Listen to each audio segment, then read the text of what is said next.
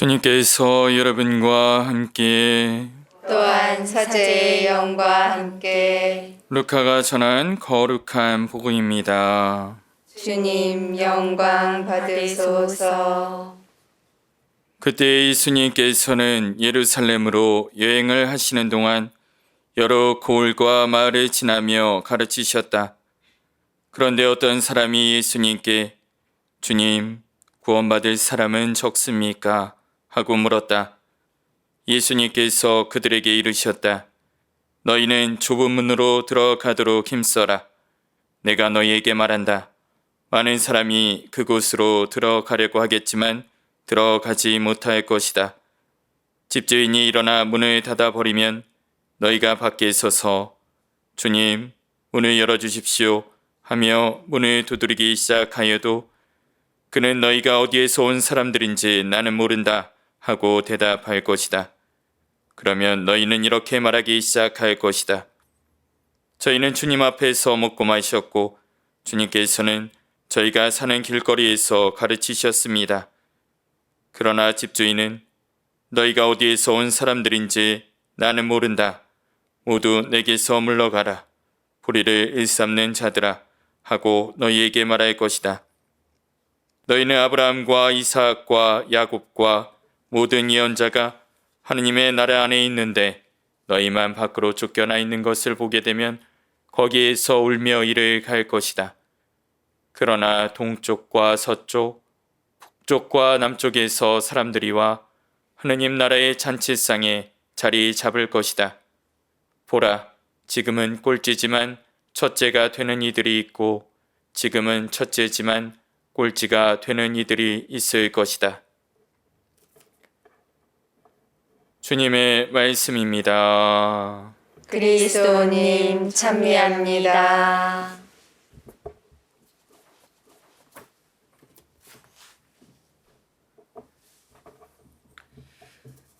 참 예수님.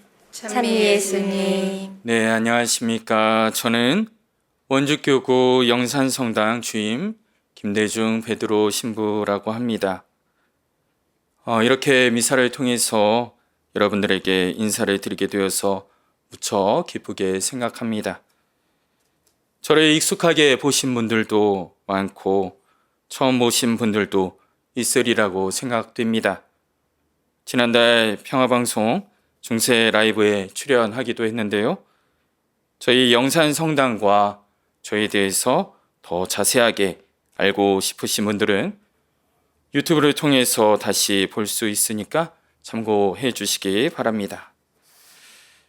네, 오늘 예수님께서는 우리에게 좁은 문을 향해 달려갈 것을 명하십니다. 오늘 복음 묵상을 하면서 예수님께서 하신 이 말씀이 때론 우리에게 너무나도 부담이 되고 힘겨운 요구를 하고 계신 것은 아닌가 이렇게 생각이 들기도 합니다. 현대를 살아가는 우리는 세속에서 적당히 타협도 하고 때로는 영적인 게으름에 익숙해져 넘어지기도 하고 또 쓰러지기도 하는 것이 현실입니다. 그렇기 때문에 좁은 문으로 들어가기를 힘쓰라고 명하신 예수님의 이 말씀이 때로는 부담되는 것도 사실입니다. 그렇다면 누가 구원받을 수 있단 말인가? 마태오복음 19장 25절에 제자들의 반문입니다. 이 반문도 또 쉽게 이해가 되기도 합니다. 구원의 길은 바늘구멍의 크기와 좁은 문으로 예수님은 규정 짓고 계십니다. 이 부담스러운 예수님의 말씀에 그래도 바늘구멍을 통과할 열정과 좁은 문으로 달려갔고 지금도 그 문을 두드리는 사람들을 제가 오늘 여러분께 소개해 드릴까 합니다. 지금으로부터 한 200년 전으로 돌아가야 됩니다. 1839년 기해박해 때의 일입니다.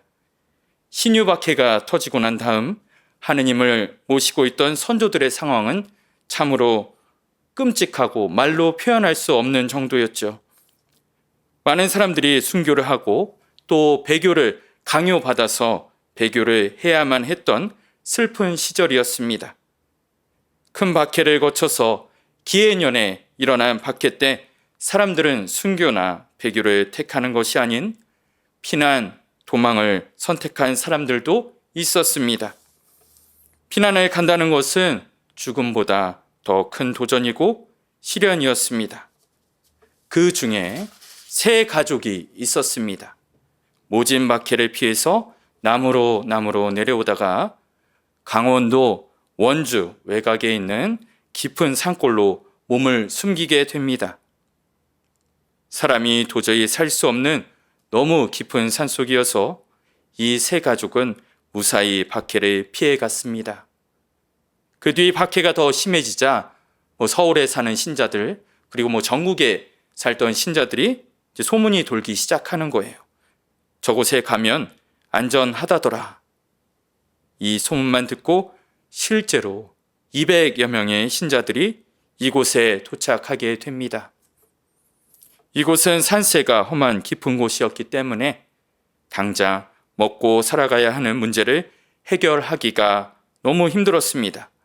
그래서 산비탈, 해가 잘 비추지도 않은 곳에서 화전을 일구면서 힘들게 살아갔습니다. 신자들이 아닌 외인들은 이곳에서 살아갔던 우리 신앙 선조들을 의로운 사람들이라고 불렀습니다. 곤란한 일을 겪고 있는 의로운 사람들이 모인 골짜기라고 하여 이곳 지명을 본의골로 부르게 되었고, 이때부터 우리 선조들은 교우촌을 이루면서 박해에 맞서 싸워 나갔습니다. 오직 천주님에 대한 신앙을 지키기 위해서 모든 것을 다 바친 처절하고 고통스러운 시간을 보내게 된 교우들이었죠. 그러던 중 신앙의 자유가 찾아오게 되고 곤익골에서 머물던 신자들이 지금 차로 한 10분 정도 떨어진 영산마을이라는 곳으로 내려오게 됩니다. 터전이 옮기게 되는 것이죠. 그 뒤에 영산마을은 교우촌이 되었습니다. 이곳에서 사제 3명이 나오기도 하고요. 신앙 선조들의 후손들인 영산성당 교우분들은 오늘날 이곳을 쉽게 떠나지 못합니다. 자신들이 이곳을 떠나게 되면 우리 선조들이 모든 것을 다 버리고 또 목숨을 바쳐 지켜내왔던 신앙의 명맥이 끊기게 될 우려가 있기 때문입니다. 그래서 이곳 신자들은 세속에서 쌓았던 여러 가지 스펙, 요즘 말로는 스펙이라고 하죠. 학벌, 직업 등을 포기하고 이곳에서 신앙의 명맥을 지키려고 농사를 지으면서 살아가고 있습니다. 어린아이들, 젊은 친구부터 어르신까지 다양한 연령대가 이곳 영산 땅에서 오늘 예수님께서 말씀하셨던 좁은 문으로 들어가려고 문을 두드리고 있습니다.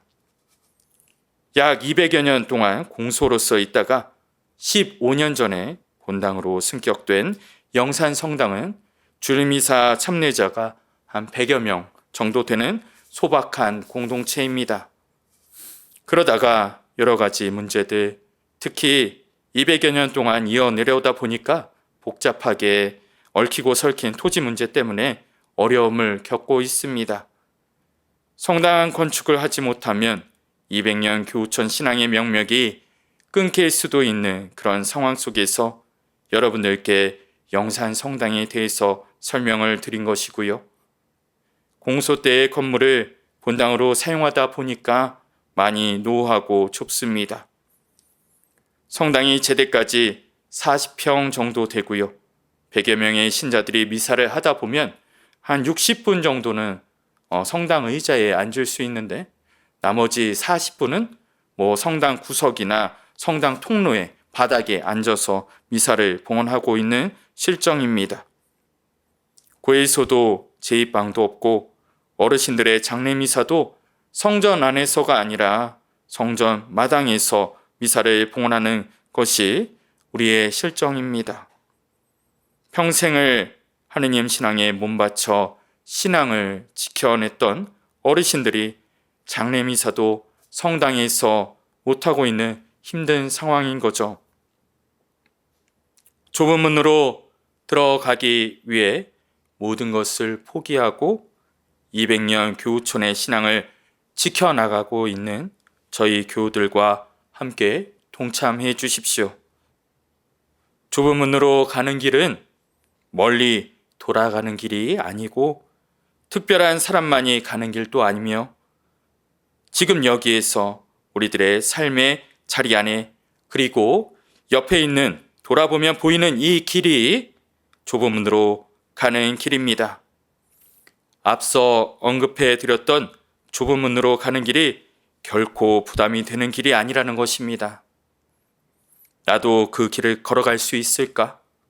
혹은 그 길은 나 말고 다른 특별한 이들이 걸어가는 길이 아닐까 하는 생각은 오늘 이 미사 안에서 전부 봉헌하고 새로운 마음으로 좁은 문을 두드렸으면 좋겠습니다. 일상생활 안에서 하느님의 뜻을 계속 생각하고 하느님의 이름을 부르고 주일 미사에 참석하여 주님을 찬미하고 다른 일을 마다하고 방송으로라도 이 미사를 참여하려고 하는 여러분이 좁은 문을 통과하는 사람들이라고 저는 믿습니다. 좁은 길로 가려고 하는 여러분들의 노력, 정성, 기도들이 200년 교우촌 신앙을 지켜나가는데 큰 힘이 될 것입니다.